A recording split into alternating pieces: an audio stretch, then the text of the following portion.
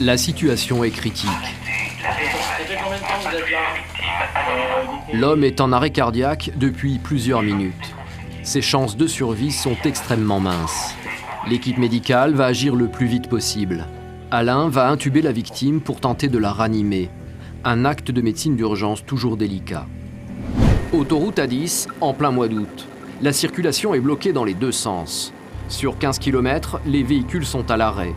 Un accident grave impliquant un poids lourd vient de se produire à 100 km de La Rochelle. 2 pompiers, experts en produits dangereux, ont pris place dans l'hélicoptère de la sécurité civile, car le camion accidenté transporte des matières explosives. Un véhicule citerne transportant 30 mètres cubes d'acétate d'éthyle, donc qui serait rentré en collision avec un véhicule léger. Ce produit est particulièrement inflammable. Et donc nous avons une fuite actuellement distinguée par les secours sur place. Les dégâts provoqués par le poids lourd qui s'est renversé sont impressionnants. La citerne est couchée en travers de la route, le tracteur est sur le toit et des débris s'étalent sur une centaine de mètres. Voilà ce qu'il reste du 38 tonnes. Et étrangement, la radio dans la cabine fonctionne encore. Choquée, la conductrice du poids lourd, une jeune femme de 36 ans, a été évacuée à l'hôpital de Saintes. Mais ses blessures ne sont pas graves. 2 victimes.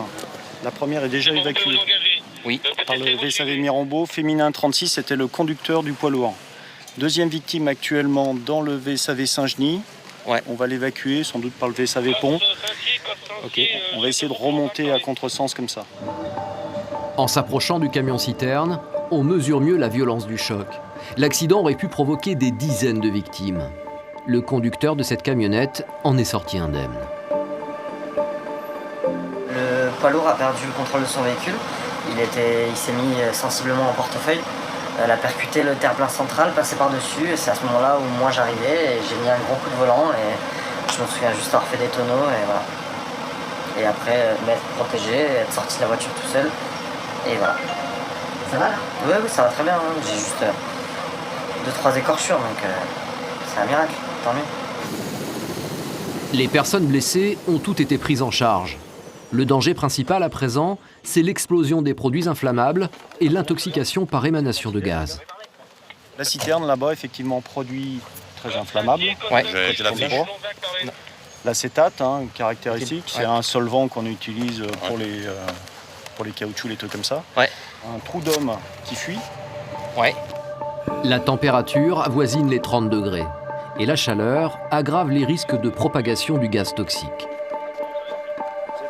On fait un tapis de mousse pour essayer de faire tomber un peu les vapeurs avant tout travail de dépotage et d'évacuation de la population qui est autour. Pendant de longues minutes, les pompiers vont asperger la citerne du camion avec de la mousse carbonique pour éviter tout risque d'explosion. L'autoroute restera fermée toute la journée. Le lendemain, nous retrouvons l'équipage de l'hélicoptère de la sécurité civile. C'est l'heure de la pause déjeuner. Un moment de répit dans un restaurant où ils ont leurs habitudes, au pied du pont de l'île de Ré. Dominique, le pilote, a toujours le téléphone d'alerte sur lui et aujourd'hui, le repas va tourner court. C'est urgent, c'est maintenant ? Ok, bah écoute, on y va. On va décoller. Bon, allez, c'est parti. L'équipage vient d'être appelé en urgence pour une crise cardiaque. Départ immédiat. Allez. Dans moins de 5 minutes, ils devront être en vol. C'est souvent comme ça ? Ça arrive.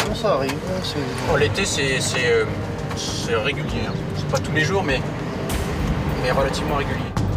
La disponibilité de l'hélicoptère est assurée 24 heures sur 24 par un équipage de 2 personnes. Un pilote, commandant de bord, et un mécanicien. Ce trajet entre la base et l'hôpital, ils le connaissent bien. L'été, l'hélicoptère se pose en moyenne 500 fois sur la plateforme de l'hôpital de La Rochelle. L'équipe médicale de garde aujourd'hui, c'est Alain, le médecin, et Cyril, l'infirmier. Alain, 30 ans de médecine, dont 25 dans l'urgence. Il a à peu près tout vu. À près de 250 km/h, l'hélico va rallier l'île d'Oléron. C'est là que se trouve la victime qui a fait une crise cardiaque. La première préoccupation de l'équipage, c'est de trouver une zone où se poser. Dominique a repéré le 4x4 rouge des secours déjà sur place.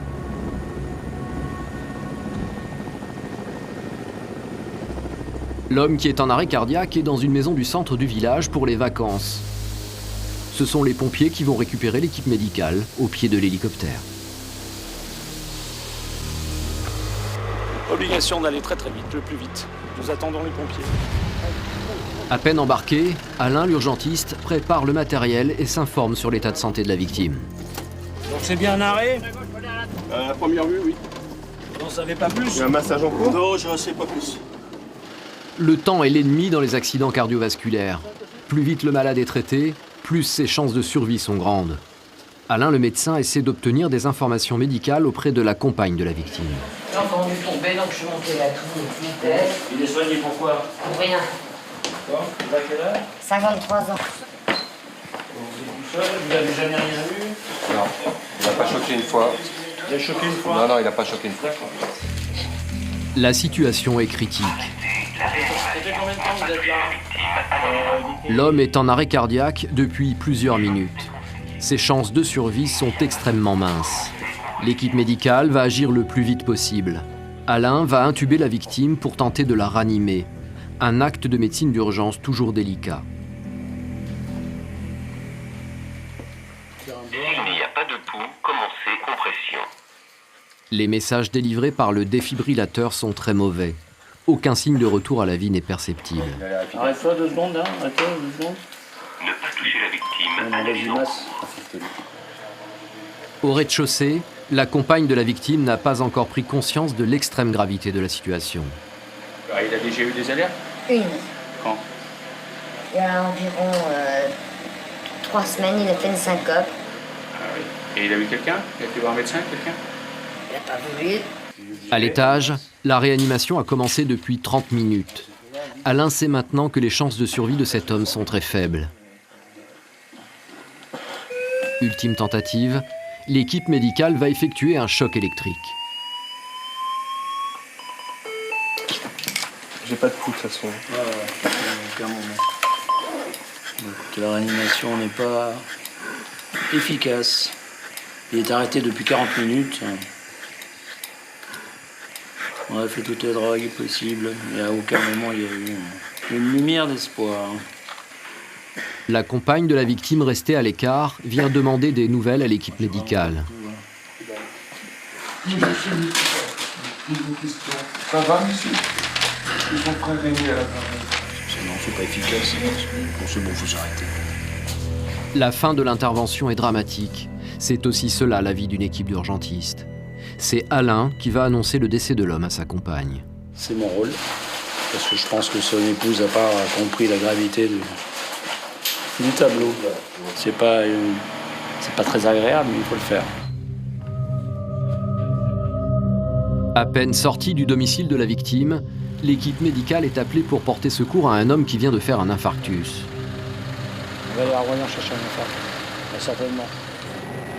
L'été, avec les grosses chaleurs, les accidents cardiaques sont plus fréquents.